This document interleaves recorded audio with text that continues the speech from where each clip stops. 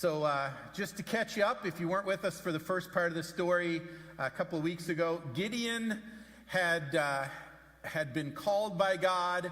And so when God encountered Gideon and he had this vision of the angel of the Lord, he was in a wine press threshing grain. Not because that's normal in their time, but because a grain press or a wine press was had a wall around it about 3 feet high. And so he was down there, kind of hunched down, threshing grain, throwing it in the air, letting the chaff blow away, but not trying to throw it too high because he's afraid of being seen by the Midianites.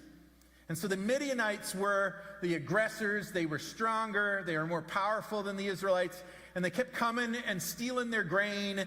And so Gideon is doing the only thing he can to try to hang on to a little food for him and his family. And so he's hiding out and throwing this grain and hoping for the best, hoping nobody sees the little chaff in the breeze and goes, "Is somebody threshing grain around here?" So he hides out, and that's where God appears to him and says to him, "Mighty warrior," which, is not the picture of a mighty warrior that you might have. A guy hunched down, chicken to the enemy, trying to stay hidden, trying to get away with just keeping a little food. So God says to him, "Mighty warrior," and he says, "God is with you." And Gideon's response is to say, if the Lord was with us, this wouldn't all be happening. We wouldn't be in such trouble, and the Midianites wouldn't be pushing us around, and all this stuff that's happening wouldn't happen if God was with us. So he's hiding out, he's a coward, and he's blaming God for his situation, and that's where we found him in our last part of the story. And now, as we come to this part, we find Gideon facing a battle with 135,000 Midianites on the other side. And so Gideon has been given an army by God. They got 32,000 in Gideon's army against 135,000. So they're pretty drastically outnumbered. More than 3 to 1, right? Closer to 4 to 1 odds, but that's the way the battle is. And then God says, "Gideon, that's too many." And so what God does is he changes things, and he says, "Look, that's too many. Invite the warriors that you've got, your 32,000. Say to them, if anybody's afraid, you can just go home now. It's fine. No problem." So 22,000 of them take off and head for home, and he is left with 10,000 warriors. Now it's 10,000 to 135,000. The odds are even worse. And so that's the situation he's facing. And then God says to Gideon,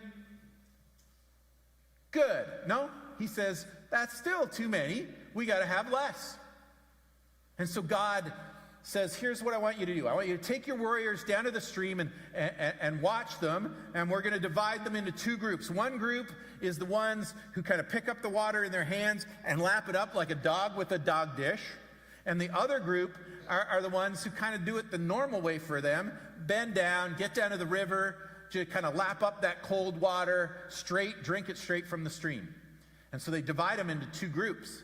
And one of the groups is bigger than the other.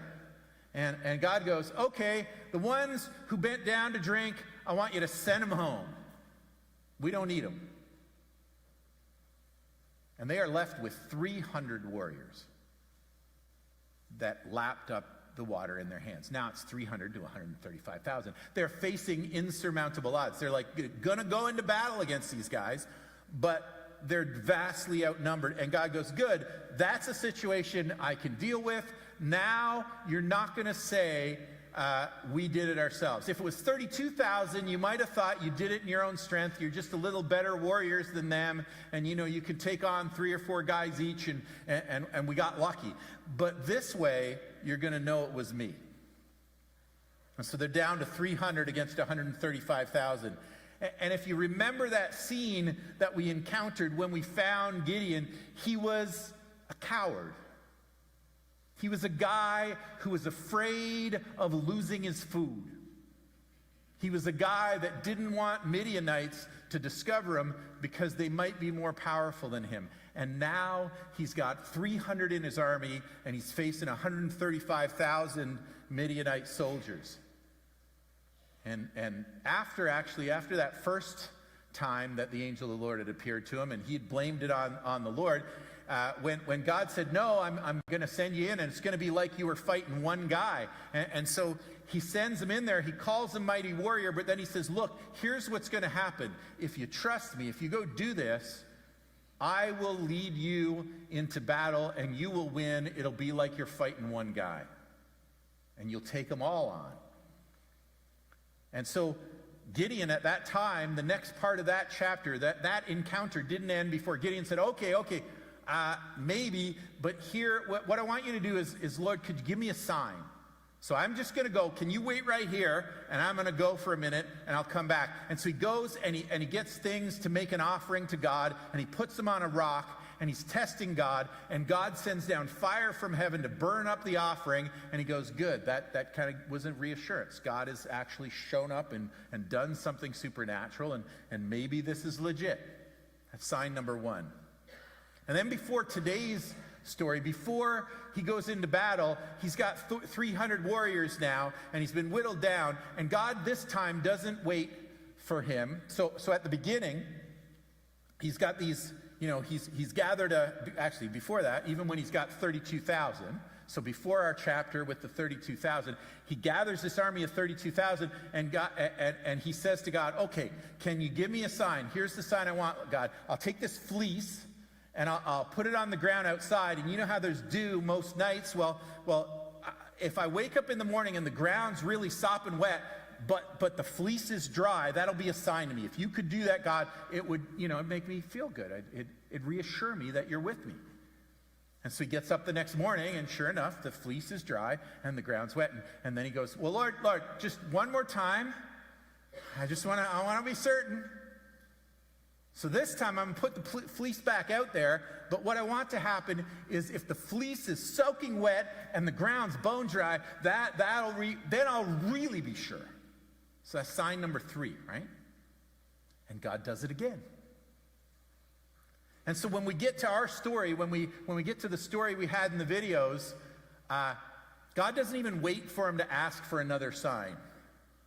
God just goes, let me just throw you a freebie this time. I won't wait for you to ask. I'm just going to do this. So look, if you're still scared, then you should take your servant Purah, and you guys go down into the Midianite camp and hang out where they are and just quietly sneak up by their tents and just listen.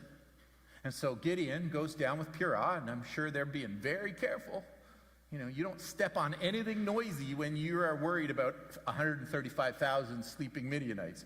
So he gets outside a tent, and he hears these two guys inside having this conversation. One of them says, man, I've been having dreams, and I had this dream that a loaf of bread rolled down the hill and knocked over one of our tents. And the other guy says, you know what that means?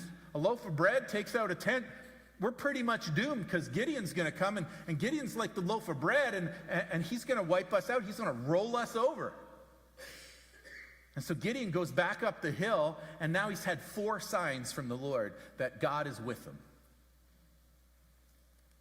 So this guy that's chicken, this guy that's blaming it on God, this guy that says, I'm from the weakest tribe, and I'm the weakest guy in my tribe, and so he doubts God, he doubts himself.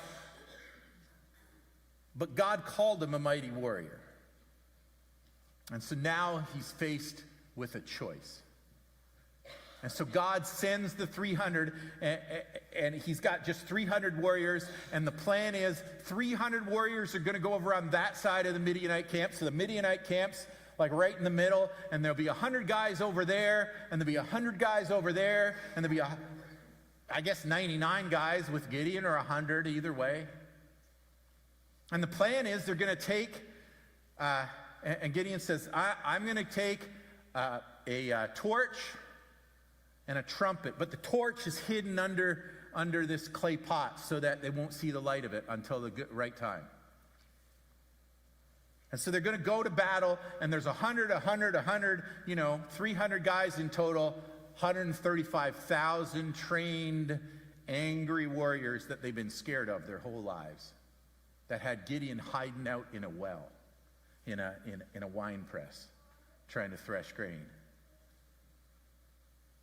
And so Gideon is supposed to do this. So he goes, this is the plan. This is what God gave us. And they're going to face it down. And you and I, we've been in the world very long. We've faced challenging situations. And sometimes it may feel like the situation we're facing, the things that life is throwing at us, the things in our world that feel like they're stacked against us, feel like they're insurmountable. You ever been in a place where you feel like this is hopeless? I can't win. I can't overcome this. This is going to beat me. And there's no way I can win. There's no way out. There's no way forward. I can't see it happening. And you may have called out to God, and you may have felt some of those feelings Gideon felt, like, if God was on my side, I would not be in this situation. If God was with me, I would not have this happening. And if God's with us, why? Or you may feel like, well, maybe it's something I did. Maybe I'm just not strong enough. Maybe I'm so weak. Maybe God's fine, but I'm not. I can't do this. I can't face this. I can't overcome the circumstances. Life is throwing stuff at me, and I'm not up to the challenge. And if God doesn't get that, then he's dreaming, because I can't do this. I can't handle this. It's too much. And so Gideon is facing this situation, and he knew the odds all along, but now he's standing on a hill, and there's 100 guys over there with the 135 Midians in between them, and 100 guys over there, and he can't get to them very quick either, and he's got like 100 guys he's with.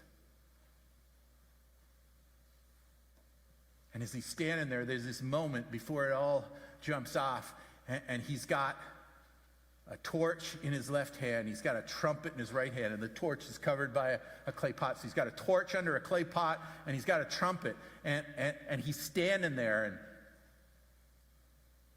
I feel like I'm forgetting something. Was there something in there? What? Like, he's standing there, he's got the clay pot that, over the torch, and he's got the trumpet, and I'm missing something, right? Did I forget something? Did I miss something? Did you hear the story? Is that what it is? It's a torch and a trumpet. A torch with a clay pot and a trumpet. He's about to go into battle, and he's got a torch hidden, and he's got a trumpet. And the plan is, we're going to blow the trumpet, and then we're going to crack the jar. And I'm going to do it, and then all the guys around me are going to do it, and then those guys will follow suit, and they'll do it. And that's the great military strategy that God's given them. And if you think that's a good idea, then you don't know much about the military. Like, sneaking up on the enemy is one thing, but Gideon is standing there, and in about a minute, the expectation is that he's going to blow the horn. And when he blows the horn, everybody in the Midianite camp is going to look up to see what that sound was. Every one of those trained warriors is going to wake up from their sleep and go, it came from over there somewhere. And then, in case there's any doubt as to where he is, he's going to crack the clay pot, and he's going to hold up a torch and light up his own face and go, I'm over here.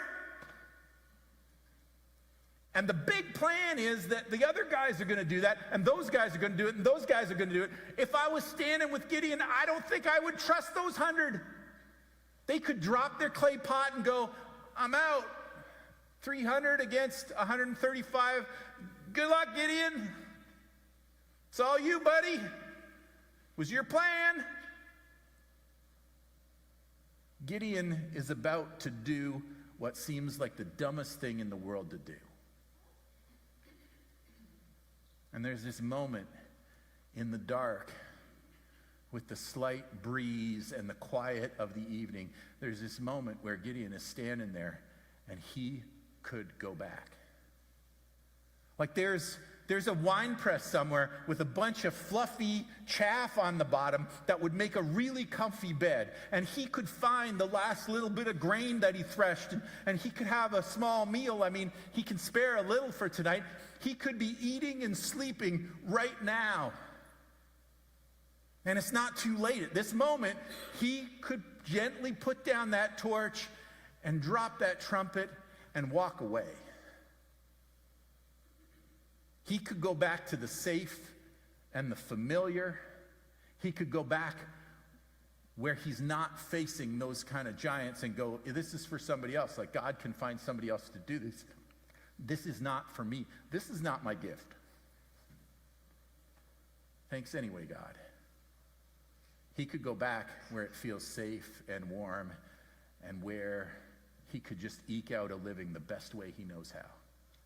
He could go back like he's done every other night and just scrape by and manage to survive.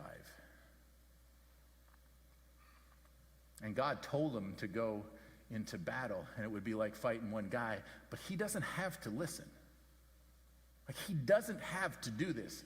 He doesn't have to be the hero that God asked him to be. God knew where he found him. He found him in a wine press, hiding out like a coward, and called him a mighty warrior. But God knew. God knew what he's made of. He knew who he was. It's God's fault for calling him. He could just blame it on God, and he could walk away, and he could play it safe, and he could go back and just do his best to get by.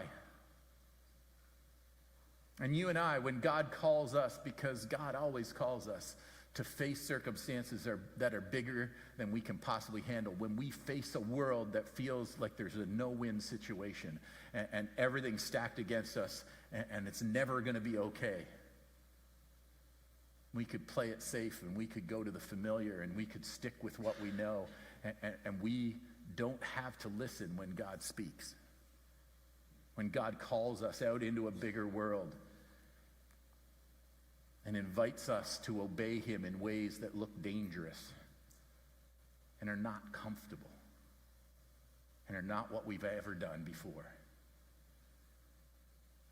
And God still speaks to us in that way. He always calls us to take risks and to stick our neck out for him and to trust him. But Gideon doesn't have to trust him, and you don't have to trust him either.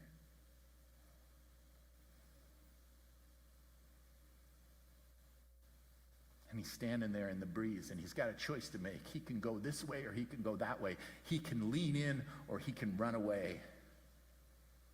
And it's a real choice.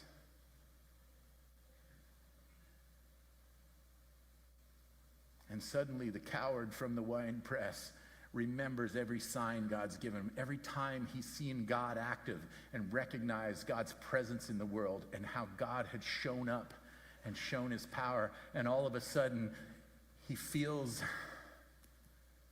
that God's reality changes him. And he stands there and he can go home, but he doesn't. He blows that trumpet, and just when he's made the most noise, he's blown it with all his might, he cracks that jar and he goes, "Bring him on." And he stands there trusting God to look after him. And what happens next, I need to admit to you, and I hope I don't get fired for saying this, but God did not entirely tell the truth about what would happen. See, God said to him that it would be like he was fighting one guy. But after he blows the trumpet, and after he cracks that pot, he doesn't even have a sword in his hand. And he stands there. And he waits. And maybe he's ready to swing that trumpet if he needs to. Maybe he's ready to just do whatever damage he can with what he's got. But all of a sudden, the Midianites start running around panicking, and they're so scared, they're swinging their own swords. And before he knows it, most of them have killed each other, and the few that are left run away, and he doesn't have to raise a sword. He doesn't have to strike a blow. He doesn't have to do anything but stand there and watch the enemy crumble before him, and everything that he's facing just falls into perspective, and he's safe.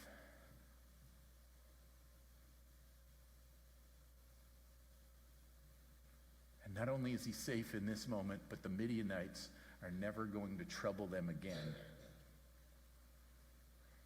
because they're done for, because their army's gone. And Gideon's watching, and he's going, I didn't do anything. I blew a horn. And suddenly I'm okay. And it isn't because that was a great strategy. It isn't because that's what you can expect to happen if you blow a horn and crack a clay pot and reveal your torch. If don't try that. If you're ever in battle, do not employ that strategy. It doesn't work because people freak out when they see torches or because horns are really disorienting. It worked because God showed up. And because there was only 300 guys spread out, because it was such an impossible situation that when God pulled it off, it could only possibly be him. And Gideon could have run away. And you and I, we could ignore the voice of God and say, he hasn't been kind to me. He hasn't shown up when I need him. Or I'm the weakest in the weakest tribe. Gideon made both those excuses at the beginning. But in this moment, standing on that hill, he had learned to trust God to show up. And God did show up. And he rescued him in such a miraculous way that Gideon never looked back on that day and said, I wish I'd never done that. He learned in that moment that our God is trustworthy, and you might need to live through one of those moments where you trust him in impossible situations, where you abandon the safe and the comfortable and the familiar and launch out with him and do what he is calling you to do that is difficult in order to realize that he is completely trustworthy